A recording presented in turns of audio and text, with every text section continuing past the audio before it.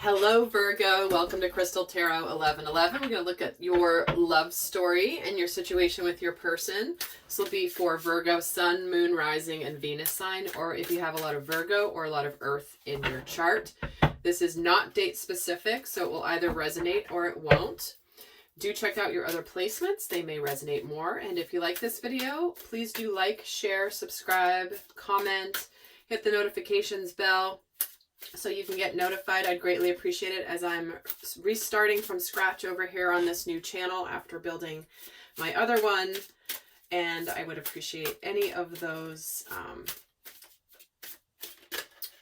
things if the messages support you, of course.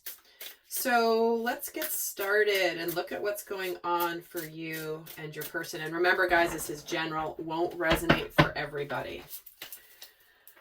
So we've got here the Prince of Wands with the Three of Wands, followed by the Seven of Pentacles and the Princess of Pentacles.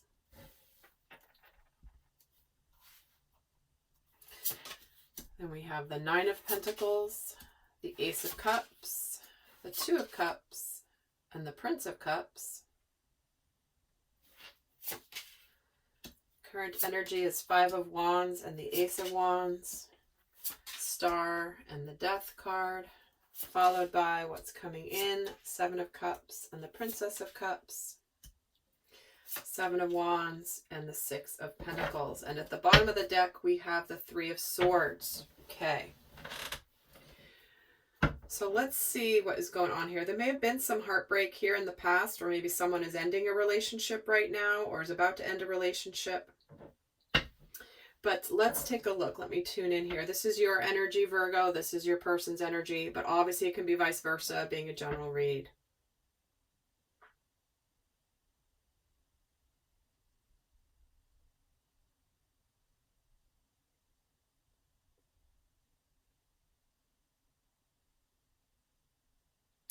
Okay.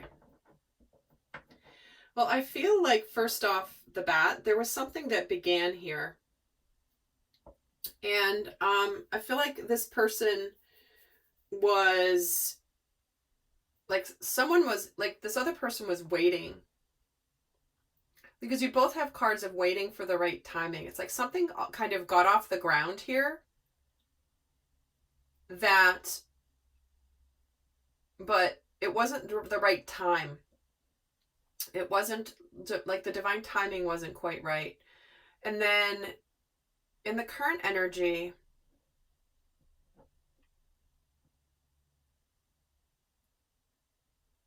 because this is how you're interacting with each other in the recent past. You've got Two of Cups, they've got Ace of Cups.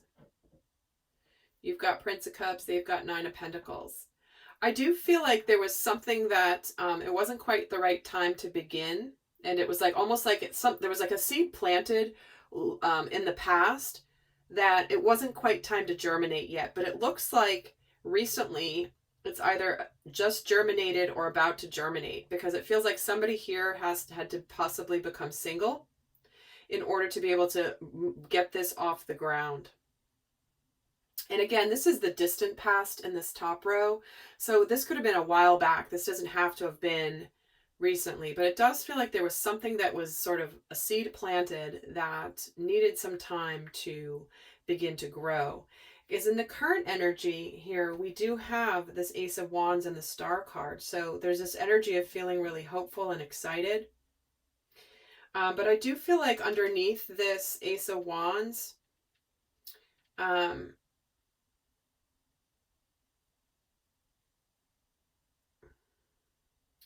this person's a little bit conflicted. And I feel like they may be coming forward here soon with an apology for any sort of inner conflict that they have felt.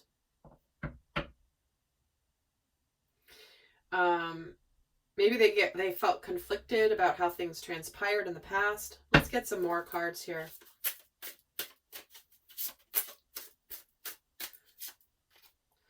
Three of Wands gets the Seven of Swords, the Hierophant, and the Lust card. Okay, wow. Interesting that there's this really growling lion, and here's one that's so this could have started as some sort of an affair, I have to say. Or there's someone here, because this is about dishonesty. This is about, you know, in this deck it's called lust. There is the Prince of Wands, which is the Knight of Wands. There's the Hierophant here. It's almost like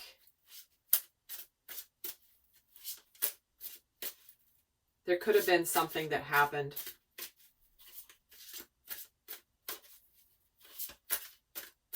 There's the Seven of Pentacles here. And the Hermit. Yeah, it's like you would pull back your energy from this person. Princess of Pentacles gets the Ten of Cups. Because underneath, I feel like you felt this emotional connection with this person, but I think it might have started off very passionately and maybe prematurely. Why are they conflicted here? Knight of Wands.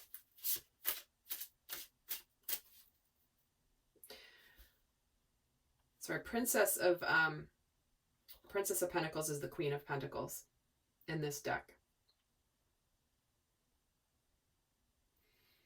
It's so funny. I am using some decks I don't normally use just to mix things up with you. And I did this in my last reading with with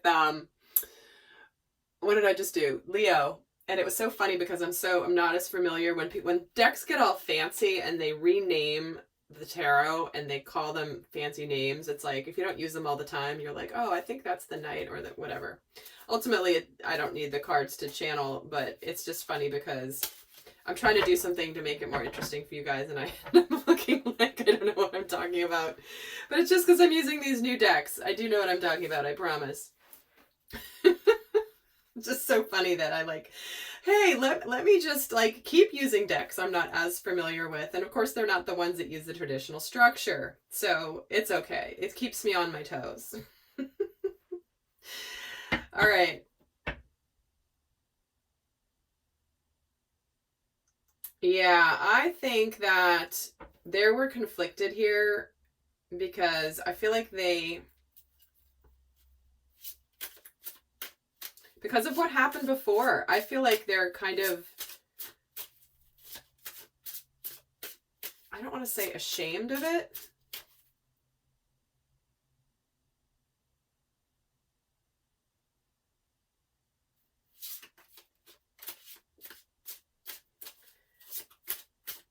Why is the Knight of Wands here and the Wheel of Fortune? This is the current energy. I think they've turned a corner here, big time in their life. I feel like they became single with this Nine of Pentacles and got out of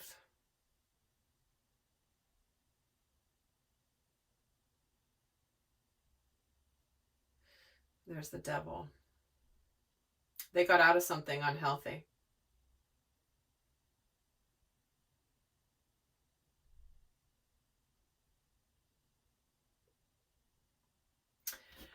This, oh my gosh. Never mind. The Lust card. That's actually, now I remember why I don't use this deck that often, because they even changed the order of some of the major arcana. Anyway. It's too funny. Because the 11, typically, guys, is the Justice card. And here, the 11 is the Lust card. So, see what I mean? It's okay. The meaning and the energies coming through are still the same. Oh my gosh, and if you guys are brand new to my channel, this is not normally how I operate. Those of you that have watched me forever, you're probably laughing hysterically because this never happens. Oh my gosh. All right. So, back to the reading.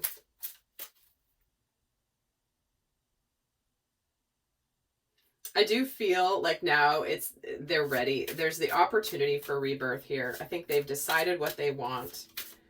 They know they have emotions for you. And I feel like with you having the Seven of Wands and the Nine of Wands, I do feel like you're a little guarded, though. This is the energy coming in. those are both cards of being guarded. But deep down, it's like, I feel like you want to put the effort into this, or you want the other person to put the effort in. And the Queen of Swords. So yeah, you're a little bit standoffish, I'm feeling, at this point. But let's see what their energy is here with the Seven of Cups. They're coming in hot because they know what they want.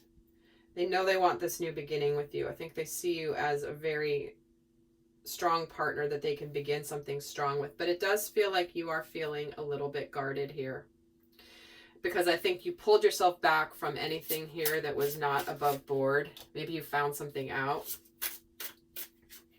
Maybe it was an addiction. But I feel like this Seven of Swords energy,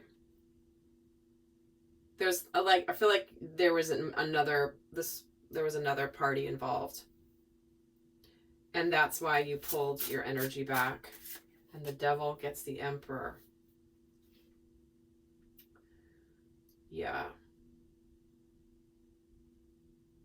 This person has defeated, though, anything. They've moved away from anything toxic. They've taken charge of their life. And the Death card gets the Fool card. And the High Priestess. I feel like deep down, you're like, you do want this and you're trusting your gut on this. Because I feel like there's something about you that knows that there is a lot of, this has been something that even though you're fine and you're hopeful about your life, there is something, you're a little nervous to open your heart to this person. This is why you're guarded.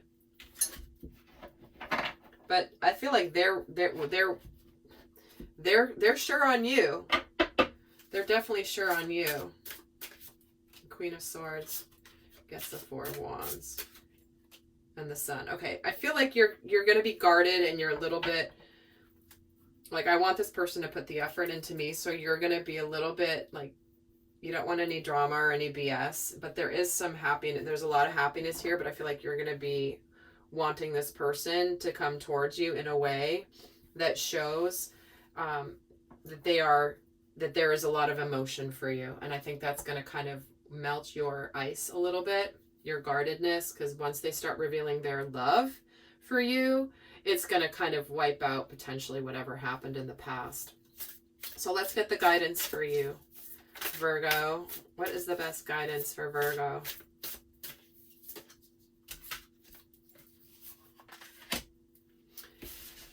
Time to let go and embrace the in-between. And life is a mystery. See, what this is saying is that it's time, if you want to do something different, if you want things to be different, you have to do things differently. You have to go through a transformation, because this is about you not knowing the answers. And this is about feeling like you're in between two different worlds, but you don't really quite know what's going to come of it. And then we have take time out and be loyal to what you love. So this is again confirming that in the past you withdrew from this situation. You took a break. You didn't quite know what was going on or what was transpiring, but what this is doing is, I feel like there is a lot of love here and a lot of loyalty here. But I feel like the mystery is about learning the lessons that are supposed to come along the way. And again, the Rhino Spirit of overcoming any obstacle. So just be okay with not knowing right now, Virgo. You will find in time. But this is about following your heart, trusting your heart. Because when you do that and you follow your internal guidance, you'll be able to overcome any obstacle that you're facing in your world. All right, Virgo, I hope that was helpful, and do check out your other signs. Until next time, bye.